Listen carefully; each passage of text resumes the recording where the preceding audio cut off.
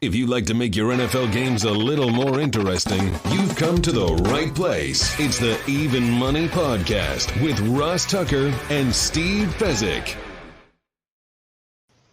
Yeah, baby, Vegas. It is the Even Money Podcast, and it's presented by DraftKings, America's #1 rated sportsbook app. All of our lines always come from the good folks over there at DraftKings. I'm Ross Tucker, former NFL offensive lineman, 5 teams, 7 years. Now I got a bunch of podcasts. Andrew Brandt does the business of sports on the Ross Tucker Podcast Network. Then we've got Fantasy Feast year-round, Ross Tucker Football Podcast, still daily, College Draft Podcast, where we not only went over the top 10 prospects in the national championship game, we also had Emory Hunt give his picks against the spread. Remember, he's the one that said take Ohio State and the points last week on the College Draft Podcast, so make sure you check that out. I'm at Ross Tucker NFL, Twitter, Instagram, Facebook. You can watch the show now, see what Steve looks like, see Steve's glorious home office, youtube.com/Ross Tucker NFL. At Ross Tucker Pod is how you follow along and see the best social clips of the show on Twitter and Instagram. I mentioned Steve. He's the star of the show at Fezzik Sports and only at Fezzik Sports, the only 2-time winner of the Super Bowl of professional football betting. Hello, Steve. How are you, Ross? You mentioned home offices. You know, one of the best sports bettors in the world that I know. He's operating with one TV, all year long. It's incredible. I'm screaming at him to get a new setup. He's like, nope, want to be focused on one game. Oh, that's interesting. He watches one game and has all of his focus on that so that he really can have a strong feeling about it. Exactly. And I tell him, you know what? There's poker players that play 16 tables at once. I'm not saying you got to watch 16 games, but it might be time to expand just a little bit. So, Steve, we had quite a swing last week, my friend. Quite a swing. It was my single worst day ever on this show betting the NFL. I was -9. So I went into the week up 13. Now I'm only up 4. You went into the week up 2. You were up 6 on Sunday, Steve. So you're up 8. So even though I was ahead of you all year, and not that it's a competition because we both want each other to do well, and I want us both to be up a zillion units for our listeners. You finished the regular season up 8 units.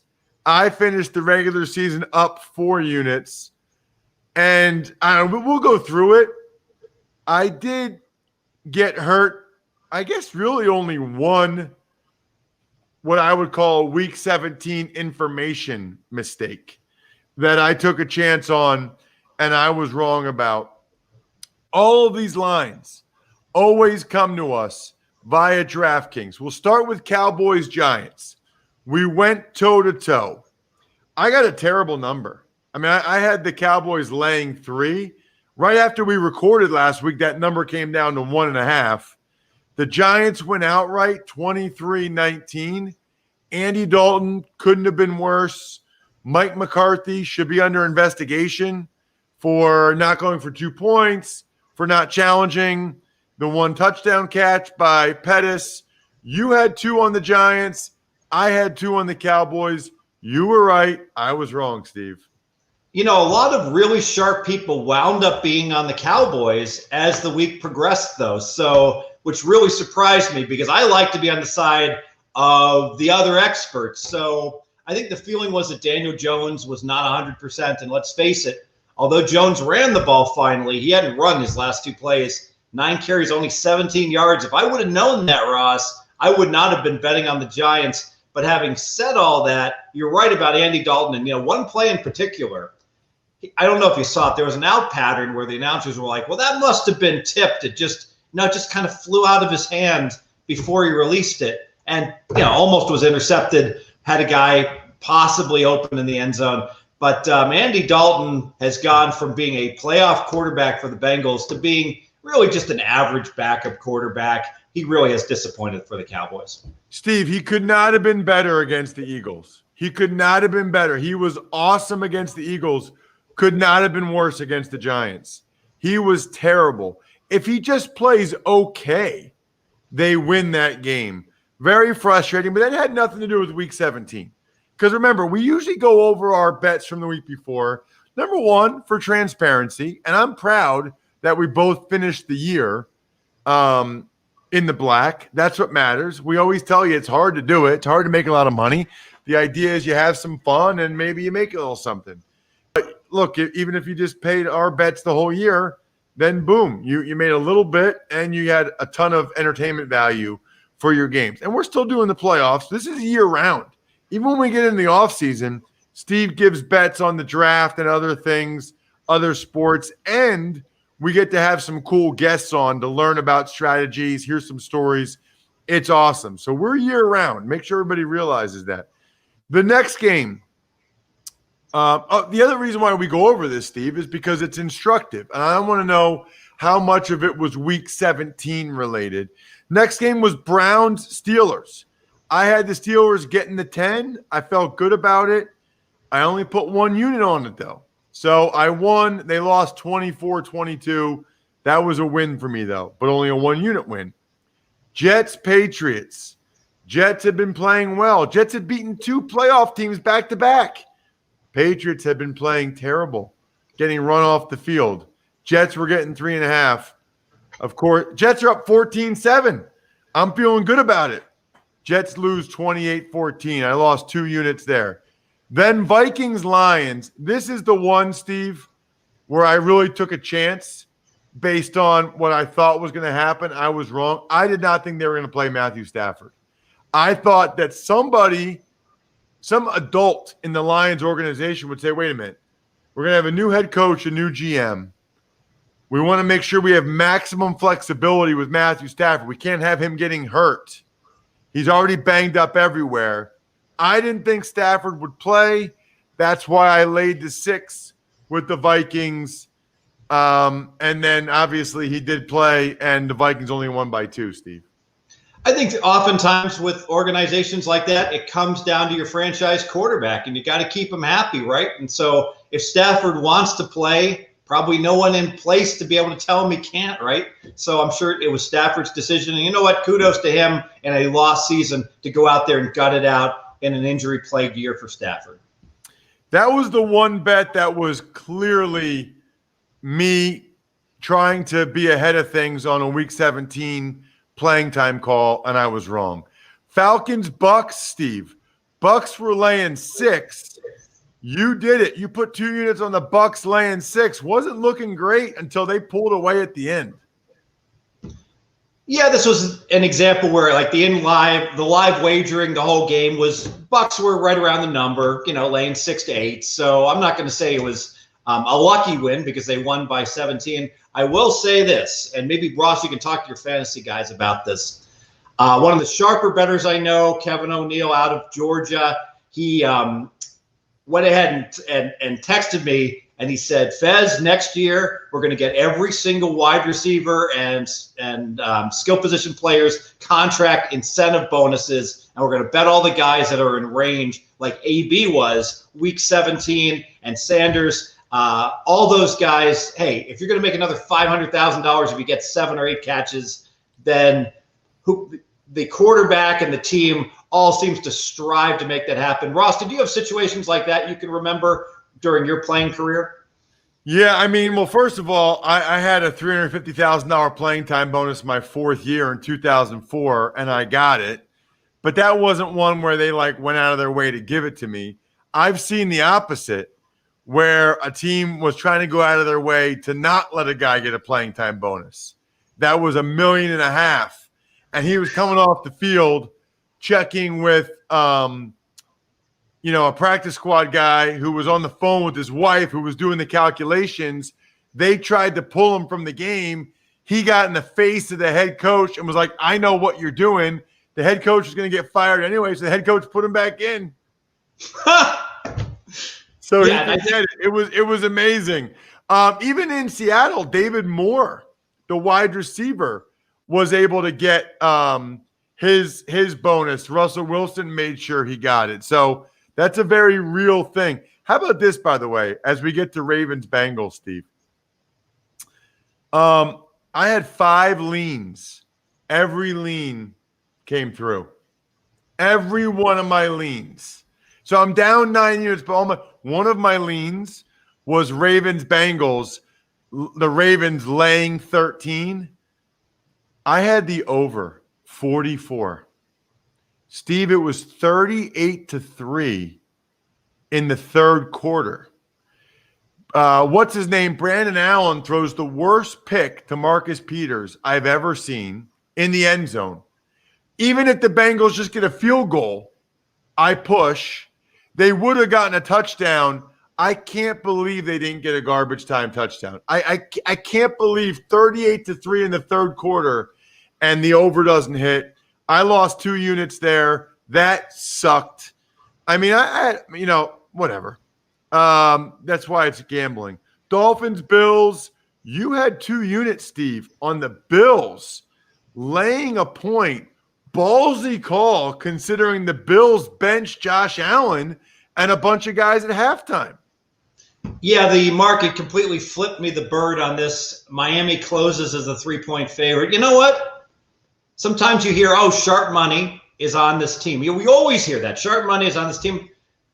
Oftentimes it's just money, Ross. Nothing sharp about a team from South Beach with a quarterback from Alabama and Hawaii that goes to 30 degrees to 35 degrees in rain in Buffalo against a team that is epically motivated to have a once in every other decade season at 13-3. If you watch that game, they could have played that game 20 times. I don't think Miami would have covered once if they would have replayed it. You nailed it. Buffalo's starters killed Miami in the second quarter. Buffalo's backups killed Miami in the fourth quarter. Raiders Broncos was part of my 2-team teaser. I had the Broncos up to +8, the Eagles up to +7.5. They both covered. We'll get to that Eagles game later, but they both covered. Thankfully, I needed that. Thank you, Denver Broncos. Raiders win 32-31. I mean, Steve, even our best bet, okay? Even one of our 2 best bets, Jags Colts. Jags are getting 14. They're up 20-14 in Colts territory in the fourth quarter. Glennon does what he does. Jonathan Taylor has a long touchdown run. And then they go for 2, and they get it for us to push, which would have been a really nice 2 units for me, for you, 1 unit for me. And it would have been nice to get that best bet to come through. That was unfortunate. Yeah, and all the time you have listeners, viewers saying, wait a minute, I wasn't able to get your number. Well, here's a case where this line closed 16. So if you were betting our best bets and you shopped it all, you would have gone ahead and won that game. So that's nice that our followers certainly should have gotten a W on that one. Packers, Bears, I leaned Packers. Wish I would have bet it. Titans, Texans, nothing. Saints, Panthers, I leaned Saints. You leaned Panthers. Saints win 33-7. Teddy Bridgewater's not good, Steve. He's really struggled down the stretch. I don't know if we can blame Teddy for this debacle. I thought Bridgewater was a competent quarterback over the course of the season. He only played a half, Ross. And P.J. Walker, he was really good in the XFL. Wasn't good in this game. 3 interceptions. So that's part of the reason Carolina got punked in the second half. 3 picks from P.J. Walker. Chargers, Chiefs. I took a chance with the Chiefs. I felt like their backups were still good. And they started off touchdown drive up 7-0. They were getting 3.5 points. Boy, their defense didn't show up at all. I mean, the Chargers didn't have Joey Bosa, didn't have Keenan Allen. Didn't matter, 38-21. I got slaughtered. Niners, Seahawks. I leaned Niners. They were getting 5. You bet 2 units on the Niners. Of course, the Niners cover 26-23.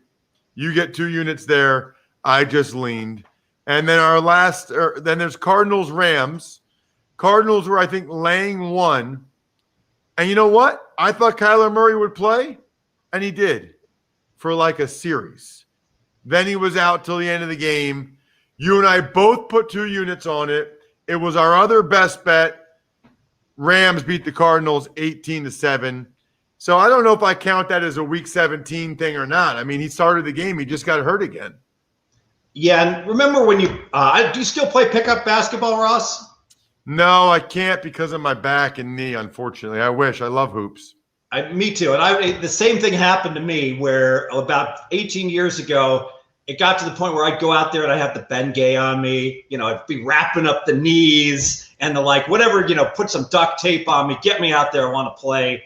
Kyler Murray is starting to look that way here at the end of the year. He's far too young to be one of these old guy Bengay situations, but he was Week 17. Washington against the Eagles. I had the Eagles covering. They somehow did cover because I had that with the 2-team teaser. That was an interesting game, Steve. I'll leave it at that. I work for the Eagles. Your thoughts? All right, let me talk about the Eagles because this is fascinating. So Peterson trails by 3. It's 4th and 4, 5 minutes left in the third quarter. The analytics guys would say in that situation, all things being equal, it's a close call, but go for it. And I agree with that. However, if you have an offense you don't trust and a quarterback you don't trust, you would kick the field goal. So you need a quarterback that is competent, that you have confidence in to make that decision be correct. Eagles fail. Obviously, Hurts is under pressure, throws a bad ball to an open receiver.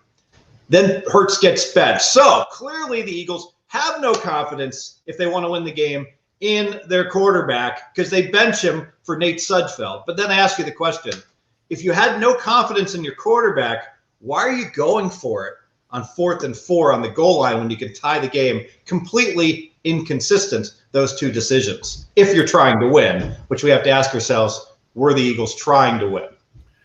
Again, I was -9 for the week. You were up 6 for the year. I'm up 4. You're up 8. Our best bets, 20 wins, 21 losses, 1 push, a strike rate of 48%. Not great, Steve. Not where we've used to be in all these other years. We'll do a wrap-up show at the end of the season. We've got some playoffs to talk about. Playoffs, and there's breaking news while we've been doing the show, or right before it started at least. We'll start with the game I'm calling, Steve, for Colts and Bills. It will be the Buffalo Bills are laying 6.5. The total is 52. Your thoughts? All right, I want you to put a little tickler note, Ross. If you get a freak snowstorm in this game that's unexpected, please text me and let me know here in Buffalo, and we'll play the under. The reason I just say that is a little money's trickling in on the under as we speak. It's interesting because Buffalo's awesome. Buffalo's playing as well as any team in the NFL. They're 9-1, and their one loss was the Hail Murray loss in Arizona. So I don't want to get in front of this Buffalo team. Having said that, my power ratings, even though I have the Buffalo, my number 2 team right now, only half a point worse than the Chiefs, my power ratings say there's clear value with Indy. My gut says Josh Allen, who was extremely inaccurate in 2018 and 2019, bottom 5 in accuracy in the NFL. Ross, Josh Allen was one of the 3 most accurate quarterbacks this year. I've never seen such a turnaround. And if Josh Allen remains accurate like that, this Bills team can win the Super Bowl. I'm going to pass. Yeah, you know what? It's funny, Steve. If it was over 7, I probably would lean to the Colts. It's under 7. I'm going with the Bills. I'm going with the Bills. They have been an absolute machine. Nobody's gotten near them. They cover every game. They kill everybody they play. I think the Colts have a good team. I think it might be a decent game, but I'm showing faith in the Bills. They've been an absolute machine. 2 units, Buffalo, laying the 6.5 points. By the way, Steve, do you usually bet more? Are you more likely or less likely to bet in the playoffs? Are the playoffs easier or tougher because there's less games and the lines are sharper? The playoffs are tougher because there's less games. The lines are sharper. The moves tend to correct the lines faster. There is one exception, the ultra public team. So if you get a team that absolutely has been covering week after week, sometimes undeservedly so, the public can oftentimes juice that team irrationally. Oh, give an example of one, probably Denver Green Bay Super Bowl, when Denver was catching double digits in that game, plus 11 would be an example of the public just overreacting to Denver's past failings in Super Bowls, and you could get double digits in that game. Rams and the Seahawks. Doesn't look like Jared Goff will play. Seahawks are laying 4.5. The total is 43, Steve. All right, I'm going to go under on this game for 2 units. I love this under, and here's one of the reasons, the main reason why. So Seattle has reinvented themselves. Early in the year, Metcalf, Lockett, these guys, Russell Wilson was airing it out, and the Seattle defense was terrible. Well, now the Seattle defense has gotten good, actually, and Russell Wilson and company are running the ball much more than they were early in the year, and this has contributed from Seattle from going from a high-scoring team in their games to lower-totaled games. But last week, Seattle, San Francisco, it's 16-12, Ross. The game's going to end 16-12. Game's going to go under by 2 touchdowns. 4th down and like 7, and Seattle, Russell Wilson does what he does, Mr. Clutch, completes a touchdown pass. Then there's a fumble 6. Blink and it's 26-23. So here's a Seattle game that should have got way under week 17 that somehow gets over the total. And that's why this total is 43 instead of 41. So a phony over on Seattle last week gives us value this week. I tell you what, after that woeful, well, all right, he was okay against Arizona. But if you watched that game, it was clear that the Rams said, you know what? If we don't turn this ball over in the second half, we're going to win this game. And they got much more conservative in the second half versus the first half. And I think the Rams are going to rely on their defense to win this game. Seattle's going to run the ball. This game's going under 2 units. Steve, we're sharing a brain. I don't think either team gets past 20 in this game. The Rams' defense is awesome. Seattle's offense has not been so. Seattle's defense playing much better. I don't see Wolford putting up a bunch of points. I like the under as well. 2 units under 43. That is a best bet.